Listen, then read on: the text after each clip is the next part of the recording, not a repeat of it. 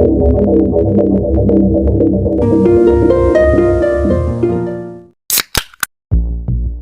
everyone, kembali lagi di channel Weekly Crime Stories yang membahas tentang kisah-kisah kriminal nyata dan penuh misteri.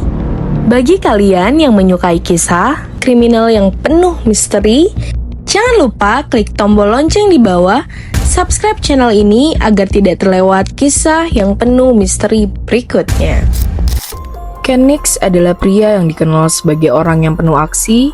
Lahir pada tahun 1946 di Lake Charles, Louisiana. Sebagai anak tertua dari 6 bersaudara, Ken memiliki minat besar terhadap mobil dan motor yang akhirnya membentuk hidupnya. Dia terkenal sebagai salah satu pemilik termuda di stasiun bensin Texaco, bukti dari ambisi dan keahliannya. Namun, di saat ia memiliki karir yang sukses, kehidupan pribadinya justru penuh dengan kesedihan dan kekacauan. Pada tahun 1984, Ken bertemu dengan Judith Bailey, seorang akuntan asal Texas yang sudah bercerai dan memiliki 2 anak perempuan remaja, Angela dan Sally. Judith telah melalui banyak kesulitan. Bercerai tidak lama setelah putri-putrinya lahir, pertemuan mereka tampak seperti takdir. Sebuah kesempatan bagi keduanya untuk menemukan ketenangan dan kebahagiaan setelah menghadapi masalah masing-masing. Mereka menikah pada tahun 1985 dan Judith yang memiliki keahlian dalam pembukuan bukan hanya menjadi istri Ken, namun ia juga bekerja dengan Ken untuk membantu usahanya.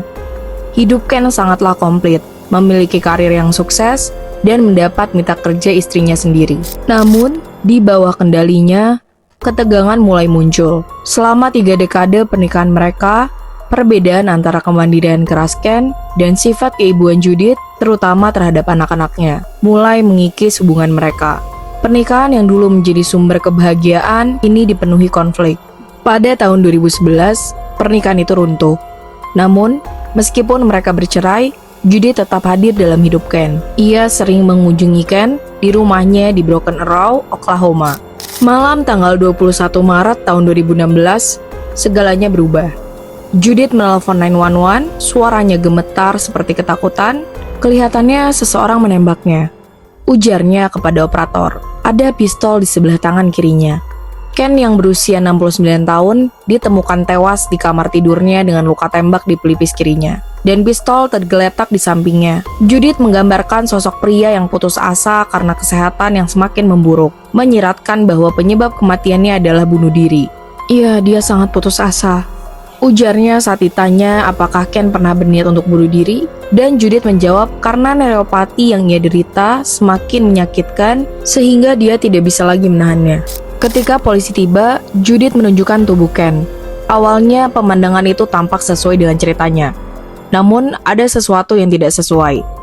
Penyidik Jackie Smithson memperhatikan bahwa darah di kepala Ken sudah mengering dan lividitas sudah terjadi, menunjukkan bahwa dia sudah meninggal selama beberapa jam. Saat mereka memindahkan tubuh, sebuah penemuan mengejutkan terungkap. Ada 2 lubang peluru di kepala Ken, hanya berjarak 1 inci. Kemungkinan identifikasi bunuh diri itu salah. Siapa yang bunuh diri dan bisa menembak dirinya sendiri 2 kali di kepala? Ujar Sersan Scott Lilliard. Ketidaksesuaian terus muncul. Noda darah di baju Ken tidak cocok dengan posisi tubuhnya, yang menunjukkan bahwa dia telah dipindahkan setelah ditembak. Sekarang jelas, ini bukan bunuh diri, melainkan ini pembunuhan. Garis waktu semakin terbongkar ketika pemeriksa medis menentukan bahwa Ken telah meninggal sekitar pukul 7.30 pagi. Hampir 14 jam sebelum Judith melepon 911.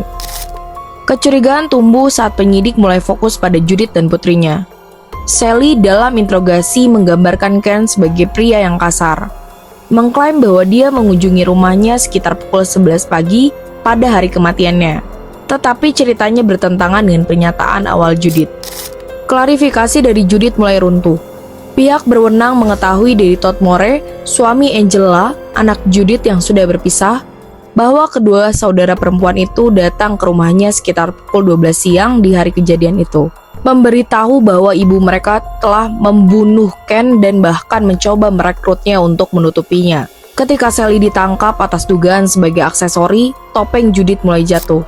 Dalam upaya putus asa untuk membenarkan pembunuhan tersebut, Judith menceritakan kisah penyalahgunaan, mengklaim bahwa Ken telah mengancamnya dengan pistol dan menuntut $21.000 yang katanya dia berhutang untuk pengeluaran anak-anaknya.